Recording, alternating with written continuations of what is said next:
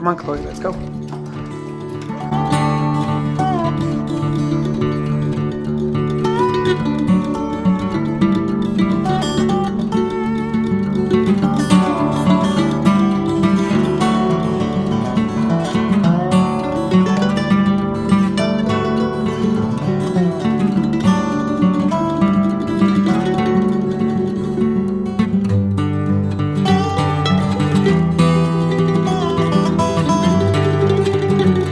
So why am I treating? Why am I giving her so many rewards just for looking at me? Well, one of the main reasons is I want to build a behavior that I like. So her checking on me, it's not something I dislike. Why is it something that I like?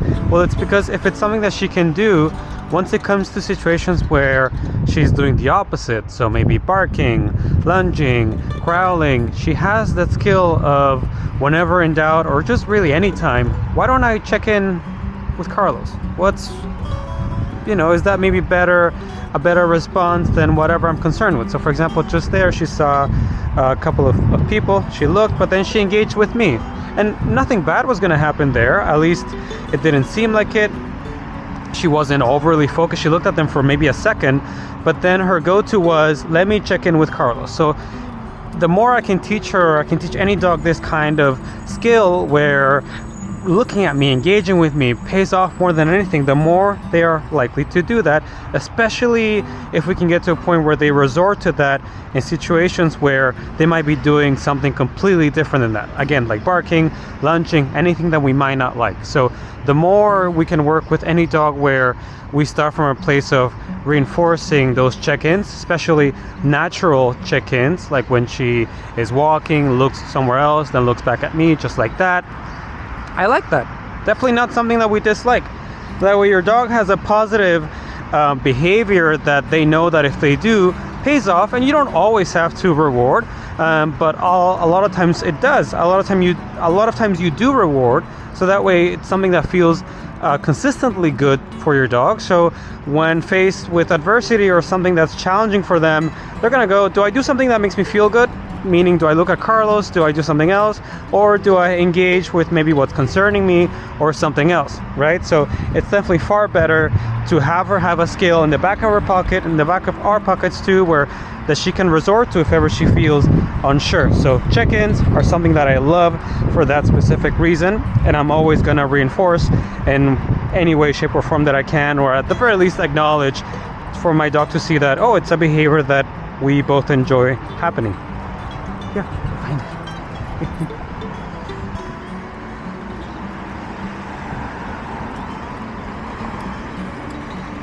it. Good job.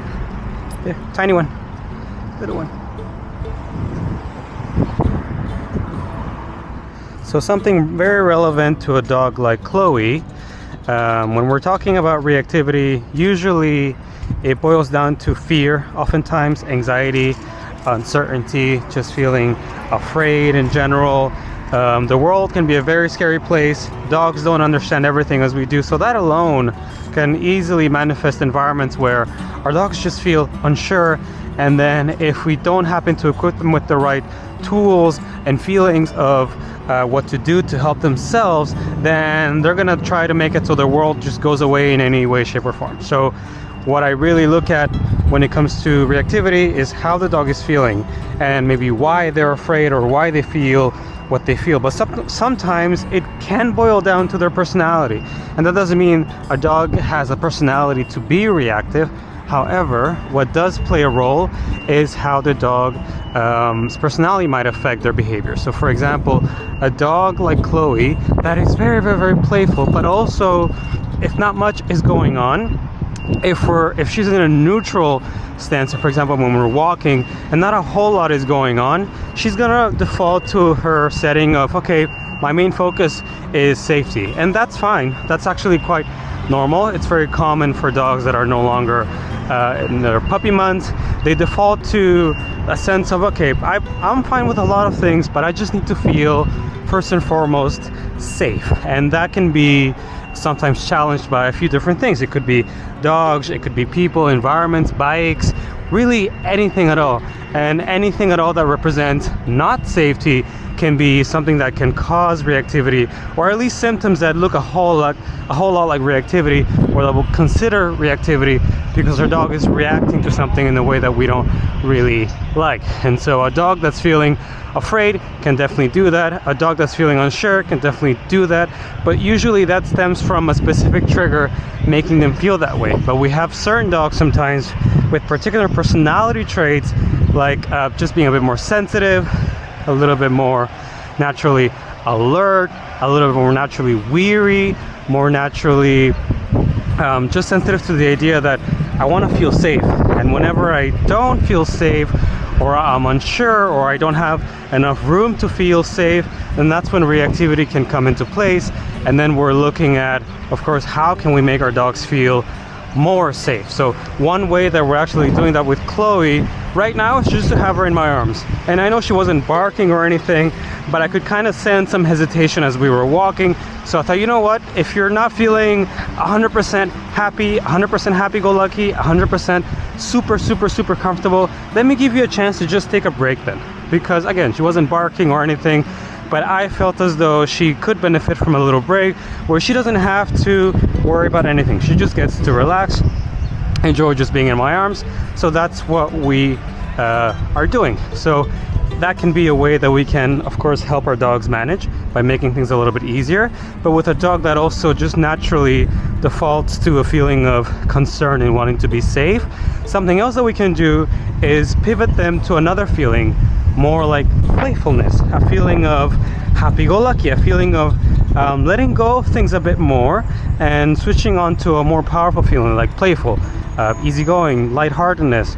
And that's something that we can also do. So that's actually why right now I'm taking her to a small dog area, or just a dog area where I know there's going to be some familiar faces, for her to be able to just play around, just be. She's gonna let her guard down a little bit, which is fantastic. So she's not gonna have as much room, and this is by choice because she could still feel concerned there, but without with enough practice, she has actually learned in that specific environment to let go of that a bit, right, Chloe, and to feel more easygoing and more playful than anything. So when it comes to reactivity, we often tend to want to replace the behavior. In this case, with Chloe specifically, I want to replace or change the mindset from one mindset of, okay, I need to make sure I'm safe, to, oh, I just need to make sure I'm having fun.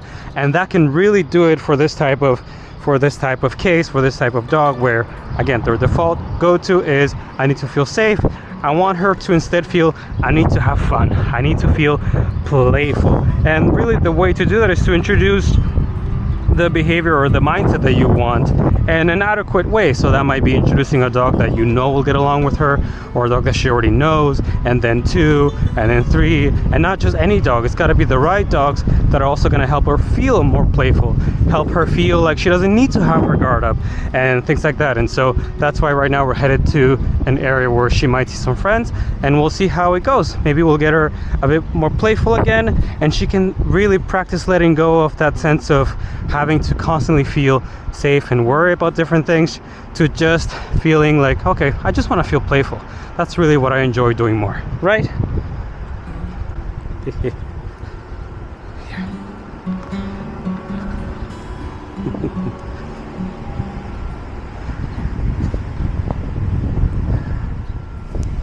Chloe, let's go.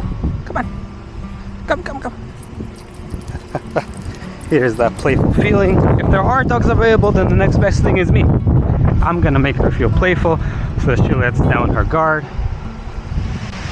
She sees a dog over there, but nothing that concerns her. So we don't get any barking or anything from the little corgi over there. There is another dog over there right in front of us that I just saw walking close to us and has a bit more spunk. So we'll see if we get any kind of reaction. It is a smaller dog, but we'll see. I'm looking at the dog. Chloe, I don't think has even noticed him yet. I'm actually gonna wait a second here. Oh, there you go. She noticed them, but she chose to engage with me. Beautiful. I've given her another chance to look. This is me trusting her a lot. Here, find it. I'm actually tossing it in the direction of the dog. There you go. She looked, and then we practiced just disengaging. Good job. One more for that.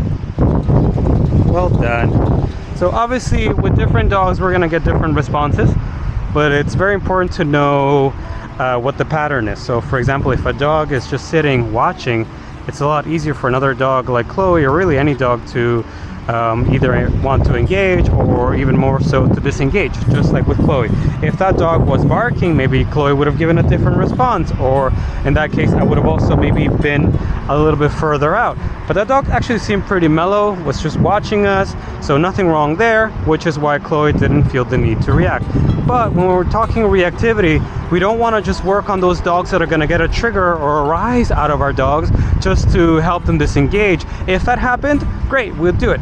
But otherwise, I'd rather work with a dog or around dogs just like that one, where the situation is pretty neutral and our dog can easily do the behavior that we want. And in this case, it was to just look, engage very briefly, and then disengage quite soon, because if ever the bark did happen, we want to have that quick disengaging skill activated. We want to have that quick disengaging skill available to us, and that's the main thing that we're practicing here. So it's definitely by no means a matter of if we see a calm dog we want to approach. If anything, more than anything else, we want to disengage from those calm dogs, so that our dog learns that dogs in general, they mean space. They don't mean confinement, they mean space. And then we start tackling dogs that bark. Okay, also those dogs mean space. But if we approach that dog and never practice disengaging, it's only going to be even more difficult once we have that dog barking at us, or once we have any dog barking at us. So a dog that's reactive, unsure, weary, concerned, the best thing you can teach them is not to sit, it's not to lay down, it's not to listen to you, it's to walk away. It's to walk away. And if you couple that with the exercise of them watching you, again, fully on their own, then you're gonna have a dog that is looking at you and walking away, or walking away and looking at you. Both are perfect, no matter which order. And so that's exactly what we're doing here with Chloe. Is she sees a dog, but she knows, you know what, let me check in with Carlos, let me look at him, let's see what he's doing, or what he wants me to do about this dog. And obviously the best choice is always to walk away. If I either knew that dog or felt like, you know what, let's try saying hi, we can definitely do that. But let's make sure that we first perfect that skill of walking away like it's something that we were already born knowing how to do. We definitely want to practice that. We want to hone it. It has to be a skill that means a lot to Chloe, so that she's even more incentivized to repeat it. And that's exactly what we're doing now, and that's exactly what she did right there and then. So we'll see if we can run into some more dogs. Okay, we have a corgi there. We're gonna see how we do. Again, we're gonna reward check-ins. There we go, right there. She might have heard the zipper, which I wanted her to hear it. So she actually wanted to greet, and then she went back to what she was doing. That was beautiful. That was good. I know you didn't just go from 0 to 100 just now, because she did. She didn't approach as calmly as she could have. Again, I think that's because she's got a default setting in her. You can't find it? I actually don't know where it is either. Chloe has a default setting of, okay, I need to feel safe, and then she lets down her guard. Having to approach very calmly would mean that she's doing the opposite, or at least starting with, okay, I'm cool and relaxed, and I can approach you very calmly and loosely. But if we rewind that, we're actually going to see that was a very quick approach, but she's also a very quick decider of how she feels about a dog, and she has to be if she's got some concern with dogs in general. She needs to be able to, at any distance, be able to discern whether a dog is going to be a concern or not, because unlike us, she can't deduce, oh yeah, that dog is definitely going to come this way, or there's a leash, nothing bad's going to happen. She needs to know ASAP how she feels about that potential interaction. Even at a distance, that's still an interaction, and make a decision accordingly. So in this case, she did quite well, but she approached quite quickly, and luckily for us, that dog was pretty mellow. Chloe, the most she showed us as far as concern was that maybe she focused on that dog a little bit too soon, and at that moment I could have walked away. So maybe what we should have done is taken a bit more space than what we did, but that's why I had the zipper move. or be a little bit more loud than normal, just to kind of redirect her a little bit and see what she would do. And she refocused on me, but it was short-lived. She focused on the treat, but then she felt the need to approach the dog, and it wasn't a very playful, like, hey, I want to meet you. It was more a, I want to know what you're about now. And again, lucky for us, that dog was very, very, very calm. And because Chloe can read that right away, she then didn't feel the need to escalate or feel more concerned. And as you saw, that interaction was also kept very short. If Chloe really wanted to greet and spend more time with that dog, she would have, especially because that dog was actually really, really easygoing and had no issues with Chloe. But yet we still saw her keep that interaction very short, because it was really just about her feeling like, okay, I met you, you're good, okay, I'm good. And then she walked away and went back into the treat. So that's what we want to look at when we're dealing with a dog that feels a little bit of concern. Next time I'm going to give her a bit more space, because I thought she would have focused on the treat a bit more and stayed engaged with that a bit longer. But nevertheless, she felt the need to approach the dog, and that's where then that means, okay, next time I'm going to give you a bit more space. So that all you need to do is just watch the dog from afar. I don't need her to go up to any dogs right now, but it was still a good experience, because she got to go up to a dog that I felt, at least from far away, was calm enough for her, was mellow enough for her. There weren't any red flags or anything that I would normally look for that would let me know, hey, maybe we got to go the other way. No treats, nothing. We were not ready to even come anywhere near that dog. We want to go the other way.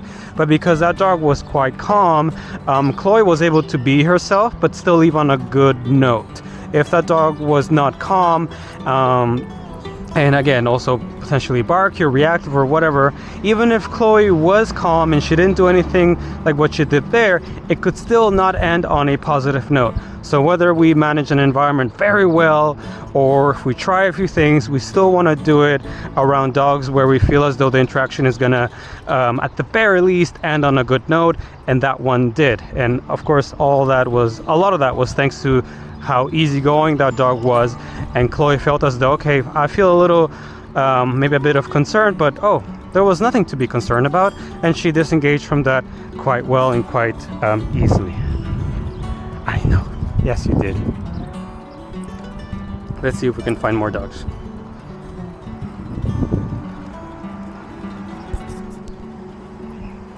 There we have a cockapoo on our left. Chloe noticed them and chose to stay here. Find it. Let's see if she'll do anything more. You see the ears perked up a little bit. Are you coming with me, or are you gonna stay there? Her staying there says a lot. Chloe, come on. Yes, good. So we're gonna disengage. The dog is right behind us. I don't think she really cares anymore, but we're still gonna keep some space. I'm gonna allow her to see the dog just from here, just by watching from afar. There we go. Find it. That was good. So actually, I'm gonna try introducing. Oh, that was good. That was a bit tense. She's got some uncertainty. Her body's not relaxed quite yet. The puppy definitely is. I'm just recording a little video for training. And we're gonna keep that short. Chloe, come. Yes. Good job. Here. Good job, Chloe.